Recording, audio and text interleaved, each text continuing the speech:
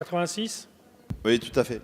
Alors cet amendement est dans le même esprit que ce qui vient d'être proposé par notre collègue Obono, mais il est peut-être plus précis et il est peut-être plus constitutionnel. En effet, on propose non pas de limiter dans l'absolu les salaires, mais par une proposition qui vient du groupe de travail que nous avons formé.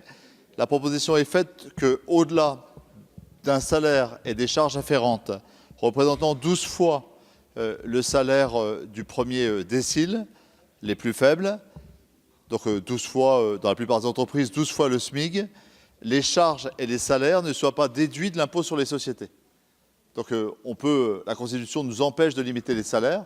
Là, il y aurait une limite constitutionnelle. Par contre, rien ne nous empêche, on l'a vérifié par nos contacts sur le plan juridique, de dire qu'au-delà de 220 000 euros, pour être concret, 220 250 000 euros, on considère que la rémunération devient un privilège et n'est plus une charge de l'entreprise. Autrement dit, on retrouve une décence commune, celle qui part du principe que personne ne peut, en un mois, gagner plus que l'autre en un an.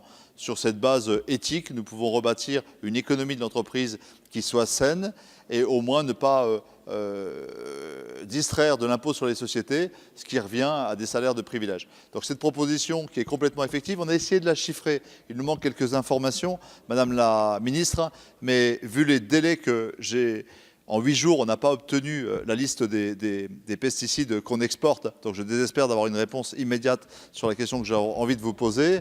Mais on devrait savoir que les 1% de Français qui sont au-dessus de ces 220 250 000 euros représentent une manne extrêmement importante et qu'en termes de gains par l'impôt sur les sociétés ainsi recalculé, on serait peut-être dans l'équivalent de l'opération GAFA x1, x2, x3. Donc c'est véritablement un dispositif d'assainissement de la vie publique par des salaires décents dans l'entreprise, mais c'est également une ressource pour la puissance publique. Elle en a bien besoin, notamment pour lutter contre le changement public et lutter contre le changement climatique et lutter contre la pauvreté.